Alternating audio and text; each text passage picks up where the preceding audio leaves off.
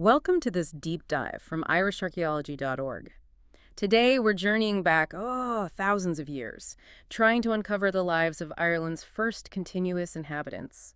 We're talking about the later Mesolithic period, roughly 6,700 to 4,000 BC. These were people living right on the edge in several ways, weren't they? Geographically, of course, out here on the western fringe of Europe. Absolutely. And environmentally, too, adapting to this post-glacial island landscape that was changing quite dramatically. And technologically as well, really positioned between earlier traditions and the huge changes the Neolithic would bring. So our aim today is to explore how they actually thrived here. We'll look at their settlements, their tools, which are quite distinctive, their diet, and maybe touch on the traces of their social world, which are often faint but fascinating. Okay, so the period we're zooming in on, the later Mesolithic, it follows that initial human arrival in Ireland around 8,000 BC. And the key thing that really sets it apart from the earlier Mesolithic is a fundamental shift in stone tool technology. Right, the move away from the very small tools, the microliths. Exactly. We see the appearance and then the widespread use of much larger tools, macroliths. Big flakes, big blades. You find them across Ireland, and interestingly on the Isle of Man, too. But it wasn't a smooth, gradual change. Well, that's the puzzle. Right now, we don't have clear archaeological evidence showing, a step-by-step transition from the microliths to these macroliths, or even linking these later Mesolithic tools to the Neolithic ones that came after. So it seems quite abrupt in the record. It does, yes. Which raises all sorts of questions about how technology changed, maybe how quickly, maybe population movements, or perhaps evidence we just haven't found yet, or that hasn't survived. I'm thinking about Ireland itself back then, already an island separate from Britain. Yes, definitely an island. Yeah. Covered in dense forest birch, hazel, oak dominating, and crisscrossed with rivers and lakes. Abundant water everywhere. Sounds quite rich in potential resources. But you mentioned survival challenges for the evidence itself. Absolutely. That's a major issue for us trying to understand this period. Huge areas have been covered by bog growth over the millennia, burying potential sites. Okay. And then there's the soil. Much of Ireland has quite acidic soil, which unfortunately is terrible for preserving organic things like wood, bone, antler, plant fibers, things that would tell us so much. Right, the everyday materials. Exactly. And on top of that, you have significant sea level rise, particularly between about 4,500 and 2,000 BC. So washing away the coastal sites. Or submerging them.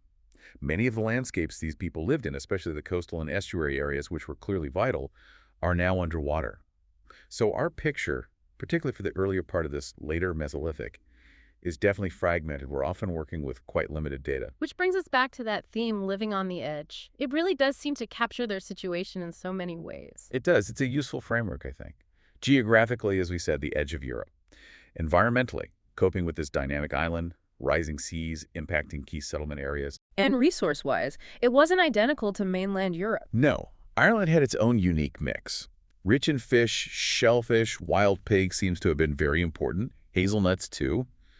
But lacking things like red deer, which were a major food source elsewhere, so they needed specialized strategies. And technologically, they're sort of in-between phases. Right. Between the earlier microlithic way of doing things and the arrival of farming.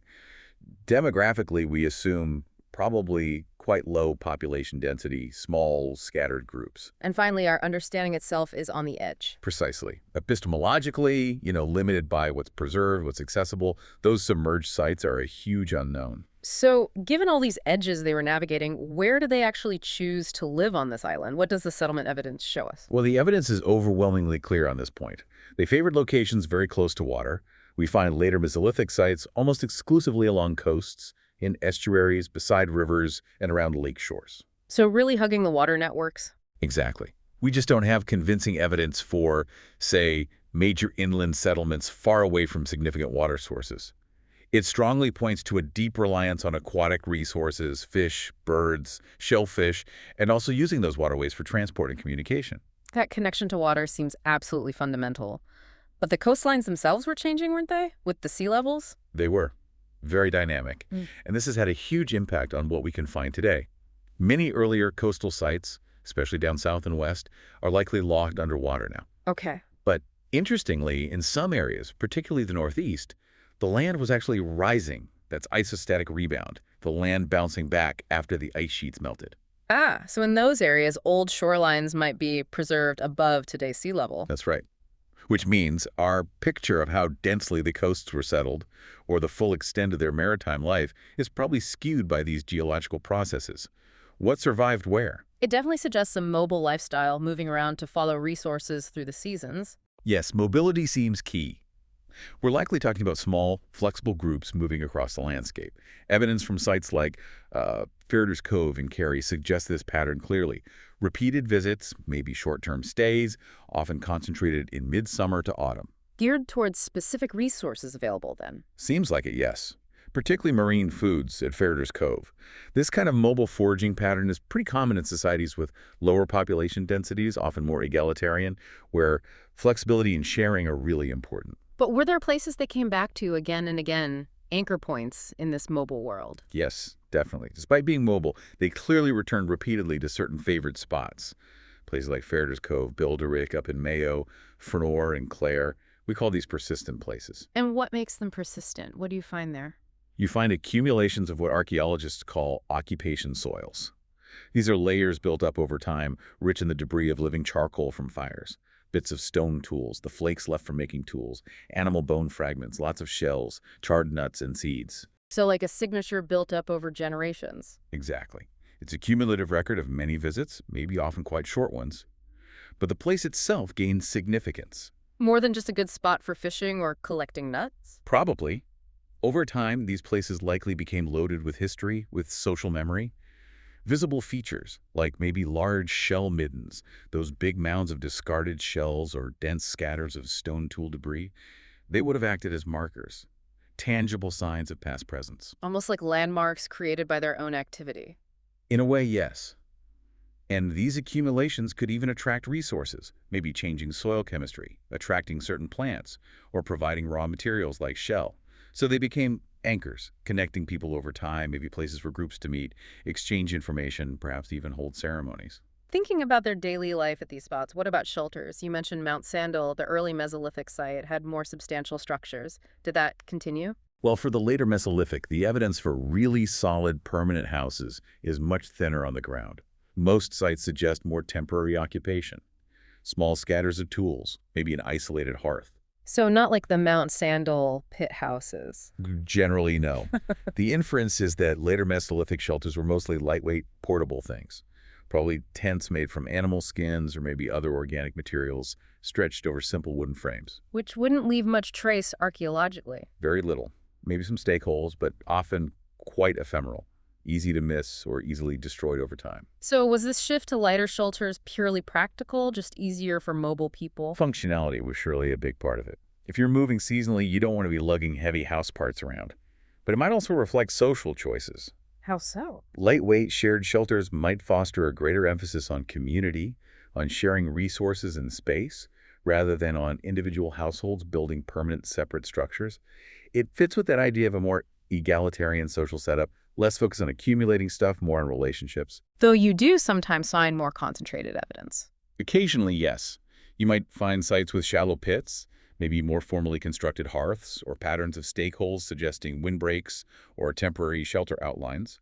And in some lakeside spots, we find platforms built of stone and timber, perhaps specialized activity areas, or maybe slightly longer stays linked to specific fishing seasons or something like that. Okay, let's switch to their technology. The toolkit. That shift from microliths to macroliths is really a defining feature of the later Mesolithic, isn't it? It absolutely is a fundamental change.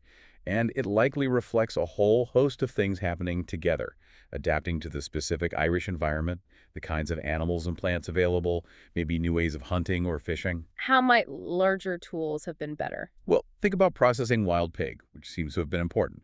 Or working wood for fish traps, maybe even dugout canoes. Larger, more robust tools might simply be more efficient for those tasks. And this technology wasn't just happening in Ireland. It has a very distinct Irish character, but the closest parallels are actually found on the Isle of Man. This really suggests some level of regional connection, maybe maritime links across the Irish Sea, developing a shared sort of technological culture in that zone. And within that macrolithic tradition, one tool really stands out, The Bann Flake. It's almost the symbol of the Irish Mesolithic. It really is. It's the most iconic and commonly found stone tool from this period. They're typically large flakes or blades, often beautifully leaf-shaped, mostly made from flint, but they did use other stones like chert, too. And they have that distinctive trimmed base. Yes, the butt trimming. That modification of the base, the proximal end, is characteristic, almost certainly done to help with hafting, attaching it to a handle or shaft, or maybe just to make it easier to hold. Where do you typically find them? Overwhelmingly near water, Mm. along rivers like the Bann itself, obviously, lake shores, coastlines, and sometimes, quite intriguingly, they turn up in hordes. Hordes, like buried treasure. Sort of. Groups of Bann flakes deliberately buried together, like the Moss-Side horde.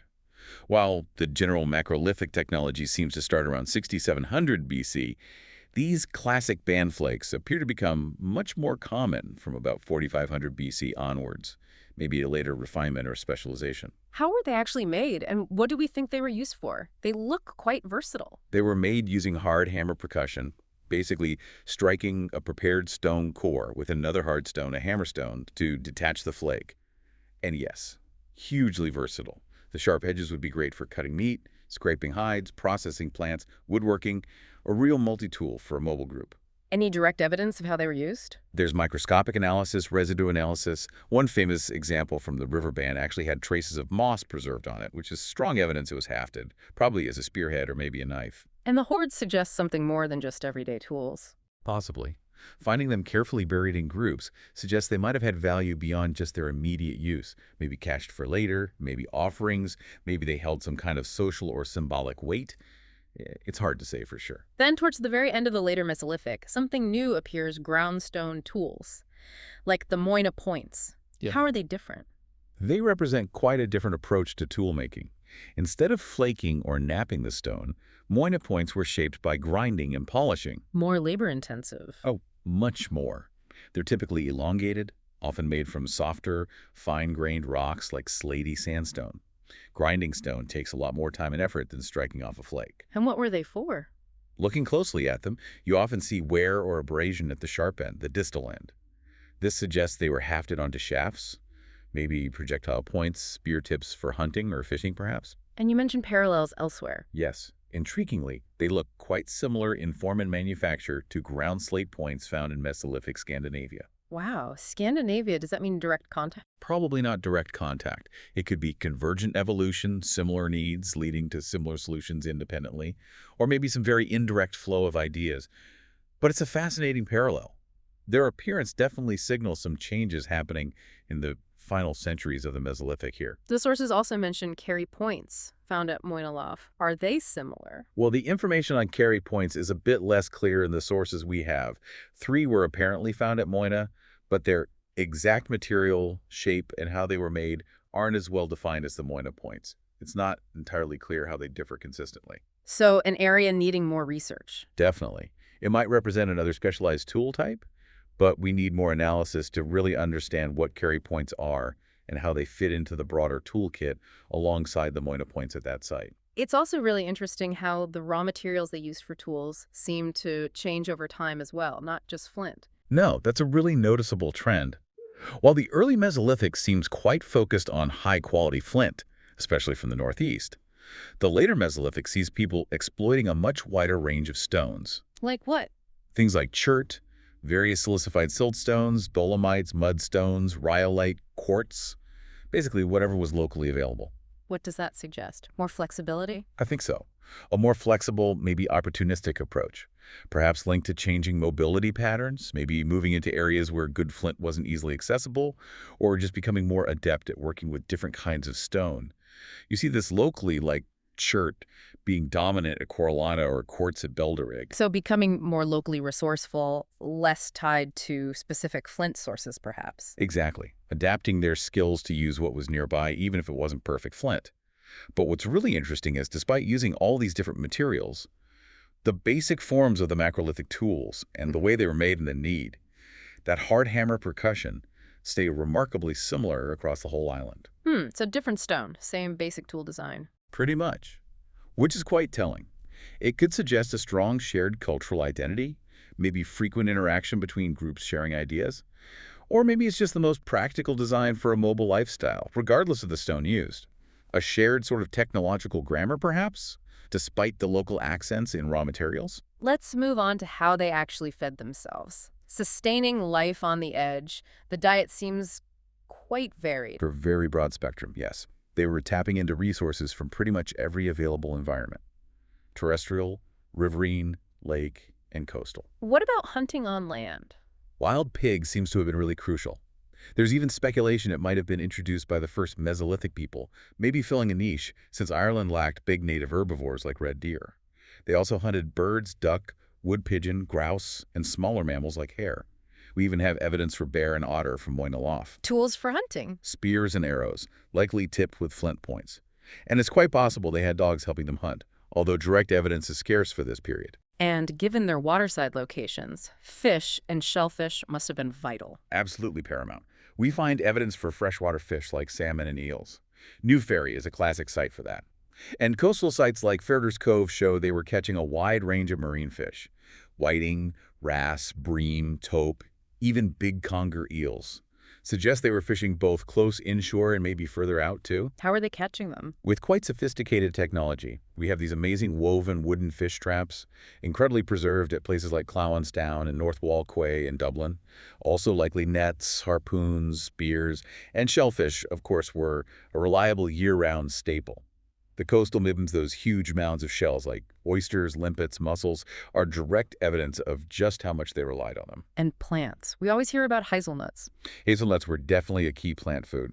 We find charred nutshells everywhere. Tinryland, Ferreters Cove, even back at Mount Sandal. They store well, provide good nutrition, probably crucial for getting through winter. Any evidence they managed the landscape for hazelnuts? There's some pollen evidence suggesting possible landscape management, maybe using controlled burning to clear areas and encourage hazel growth.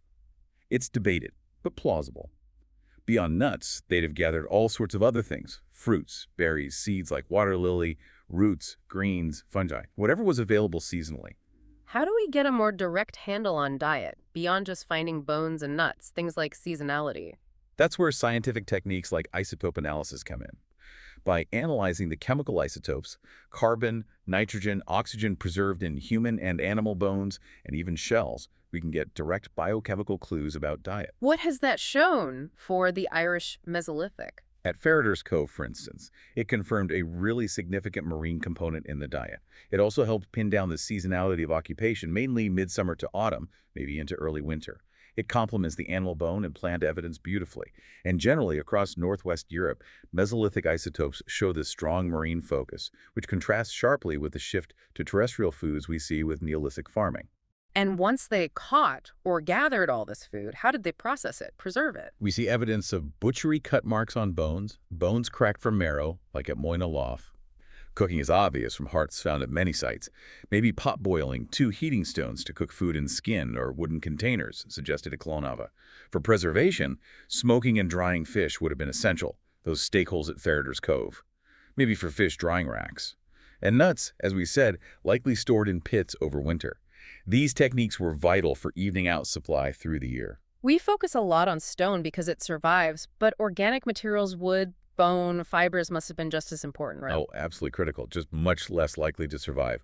But when we do get preservation, like in wetlands, it's spectacular. Those woven fish traps from Clowenstown and North Wall Quay are incredible examples of woodworking skill twining alder, birch, rosewood. What else was wood used for? Tool handles, spear shafts, probably dugout boats, structures like platforms or shelters, pine torches for light.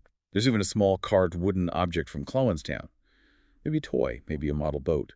Gives you a glimpse into other aspects of their lives. And bone and antler. Also crucial. For utilitarian things, sharp bone points for fishing or as awls, needles for sewing hides, heavier antler picks or mattocks for digging, barbed harpoon heads, and then there's that debated oakum-inscribed antler from Moynagh, potentially revolutionary if Mesolithic. But the context is tricky. Bones were also processed for marrow, of course. What about plant fibers? The string revolution idea? Cordage, nets, baskets? Evidence is very rare because fibers decay so easily, but you have to infer their importance. The weaving techniques in the fish traps point to related skills in basketry. You simply can't fish effectively on that scale without nets and lines. You need cordage for hafting tools, for snares, for bags, for tying things. So essential but invisible technology. Largely, yes. They would have used readily available materials like nettles, tree bark, grasses. Plant fiber technology was likely fundamental for containers, bags, clothing ties, fishing gear, hunting traps, really underpinning much of their daily life, even if we rarely see it directly. Did they leave any traces of, say, personal adornment or symbolic behavior? It's relatively rare compared to some other periods, but not entirely absent. We have the perforated cowrie shell beads from Fenor and Clare, tiny shells, drilled for stringing. Almost certainly personal decoration, maybe necklaces or bracelets. They also hint at connections, as cowries aren't local to Clare. Anything else? Red ochre use is documented. That pigment was likely used for decoration, maybe body painting, maybe coloring objects, possibly with symbolic meaning. Deliberate burials are very scarce. We have cremated remains from Hermitage in Limerick, which is significant, but it's not a common find. The Moynagh antler, if symbolic, fits here too. The general lack of elaborate arto burials might reflect cultural choices, use of perishable media, or just the patchy archaeological record. Okay, let's bring some of this together by looking at the key sites that have really shaped our understanding. Maybe start with the earlier ones, like Lough Bora and Mount Sandal. Right. Lough Bora in Offaly is mostly early Mesolithic, maybe 6800 BC or earlier. Its significance was showing early settlement wasn't just coastal. Here they were, inland, by a lake. It yielded microliths, polished stone axes, and intriguing deposits of burnt animal bone, possibly ritual. Mount Sandal in Derry is crucial as the earliest securely dated settlement from around 7000 BC. And it had those distinct huts. Yes, evidence of substantial circular or oval huts, suggesting perhaps longer stays than typical later sites. It gave us a rich picture of the early Mesolithic toolkit, the microliths and diet: salmon, eel, pig, hazelnuts, even apple remains. But it seems to have been abandoned before the main later Mesolithic macrolithic phase really kicks in. Then Ferreter's Cove in Kerry seems vital for the later period and the transition. Absolutely pivotal. Dated roughly 4600 to 3600 BC. It's a classic persistent place. Evidence of repeated, maybe seasonal occupation. We find Bann Flakes, polished axes, shell middens, hearths, possibly fish drying racks. Isotope analysis confirms the marine diet and seasonality. And crucially, Ferreter's Cove has the earliest evidence for domestic cattle and sheep in Ireland, around 4350 BC. Wow, domestic animals in a Mesolithic context. Exactly. Found within a forager setting. It strongly suggests interaction between these later Mesolithic people and the very first farming influences reaching Ireland, a key site for understanding that transition. And Moynagh Lough in Meath, famous for preservation. Yes, a multi-period wetland site, but with really important later Mesolithic layers, late 5th millennium BC to maybe 4000 BC. The waterlogging preserved organic materials brilliantly. Rich stone tool collection, lots of Bann Flakes. It's the type site for Moynagh Points, those groundstone tools, and also the carry points. Plus animal bones, hare, bear, otter, pig showing butchery marks. And, of course, the controversial Ogham antler gives us fantastic insight into inland wetland life. And there are many other sites that add pieces to the puzzle. Oh, loads. Belderrig in Mayo, another coastal persistent place, but using local quartz for tools, shows adaptation to the northwest. Fenor in Clare, earliest Mesolithic there, coastal midden, those cowrie beads. Rock Marshall in Louth shows adaptation in an area maybe poorer in flint. New Ferry on the Bann stratified river site, great for chronology, showing the focus on salmon and eel. Dalkey Island off Dublin, evidence for exploiting Dublin Bay. And Clownstown, the fish traps. Clownstown in Meath, late Mesolithic lakeside fishing site, truly exceptional organic preservation. Timber platform, Bann Flakes, but those complete woven fish baskets are just incredible. And the little carved wooden object, unparalleled glimpse into fishing tech and woodworking, plus many smaller sites, Tinryland, Kurga, Previn, Ferreters, showing people using diverse landscapes, but nearly always linked to water.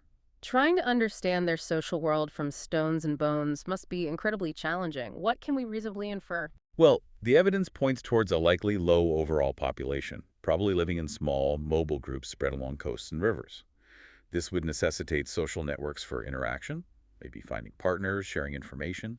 Radiocarbon date patterns suggest long stability, then maybe a population increase right as the end of the period. And genetics tells us something too. Yes, ancient DNA from Mesolithic Irish individuals shows they had a distinct look, dark skin, light eyes, which was largely replaced later by Neolithic populations arriving with farming ancestry from the Near East. What about social structure? Hierarchy? The lack of obvious signs of hierarchy, no rich burials, no big status houses, leads most archaeologists to infer a generally egalitarian setup. Small-scale mobile foragers often are. And that tool homogeneity across the island. It's puzzling.